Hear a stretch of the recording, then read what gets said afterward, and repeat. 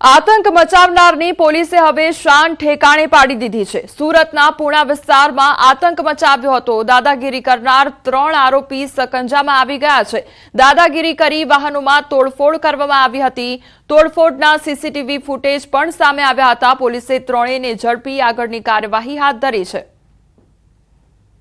તો પહેલા તોડફોડ કરવામાં આવી હતી અને આતંક મચાવવામાં આવ્યો હતો આ ઇસમો દ્વારા અને ગાડીઓમાં તોડફોડ કરવામાં આવી હતી। ત્યારબાદ હવે આ લોકોનું સરઘસ કાઢવામાં આવ્યું। તેઓની ધરપકડ કર્યા બાદ પોલીસ સકંજામાં આવ્યા બાદ આ લોકોનું સરઘસ કાઢવામાં આવ્યું હતું। વિદ્યાર્થીઓ વચ્ચે જાહેરમાં મારામારી કરવામાં આવી અને વાપીના સેલવાસ ટોકરખાડા બહાર મારામારી થઈ હતી। જાહેરમાં વિદ્યાર્થીઓ વચ્ચે મારામારીથી દોડધામ મચી ગઈ હતી। આ અગાઉ પણ અનેક વખત આ સ્કૂલની બહાર વિદ્યાર્થીઓ વચ્ચે મારામારીની ઘટનાઓ બની ચૂકી છે। વિદ્યાર્થીઓની મારામારીનો વિડીયો વાયરલ થતા બનાવ ચર્ચાનું કેન્દ્ર બન્યું છે।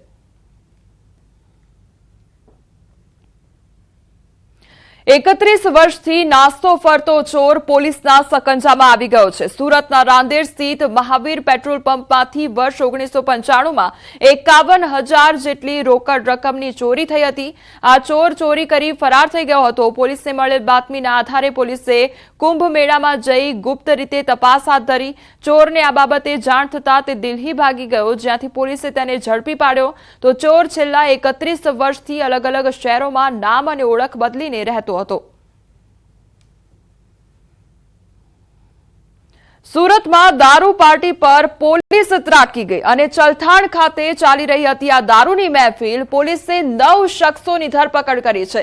ચલથાણાના ફાર્મ હાઉસમાં દારૂ પાર્ટી ચાલી રહી હતી। ભાવનગર, અમરેલી, સુરતના શખ્સોની ધરપકડ કરવામાં આવી છે। એક તરફ ફાર્મ હાઉસમાં દારૂ પાર્ટી ચાલી રહી હતી અને પોલીસ દ્વારા એકાએક રેડ પાડવામાં આવી, જેમાં 9 શખ્સોની ધરપકડ કરવામાં આવી છે।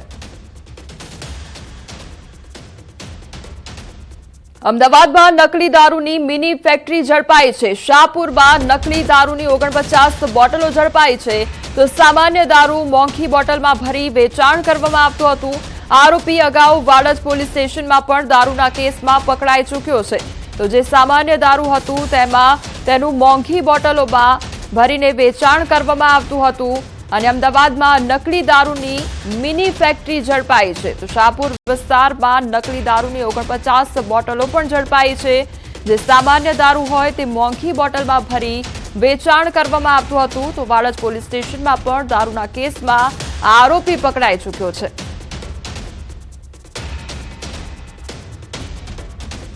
સુરતના ડિંડોલી વિસ્તારમાં અસામાજિક તત્વોનો આતંક જોવા મળી રહ્યો છે। કેટલાક માથાભારે તત્વોએ પતિ પત્ની પર હુમલો કર્યો।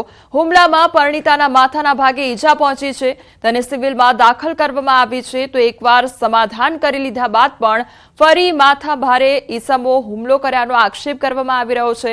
પરિણીતાએ આ બાબતે ડિંડોલી પોલીસ મથકમાં ફરિયાદ નોંધાવી છે। પરિણીતાના પરિવારમાં પતિ અને 3 નાના બાળકો છે।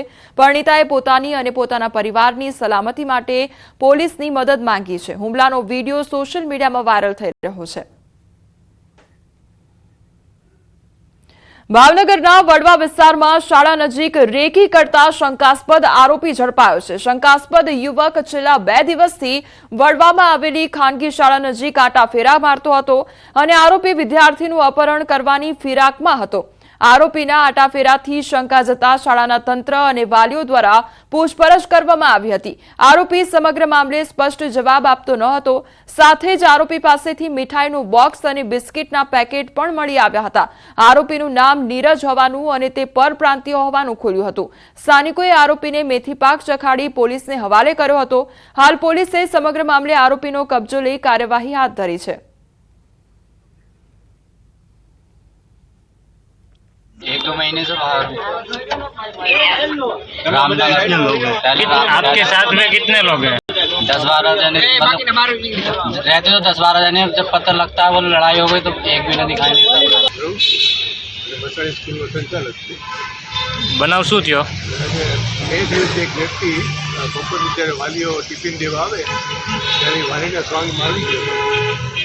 ચોકીદાર એક પહેલાંથી જતો ઓળખી શક્યા, ત્યારે બીજે દિવસે આવ્યો એટલે ચોકીદાર ઓળખી ગયા કે આ વાલી નથી, એટલે એને પકડીને પકડ્યો અને એમાં વાત કરી કે એની પાસે મીઠાઈનું બોક્સ અને બિસ્કિટના એક પેકેટ હતું।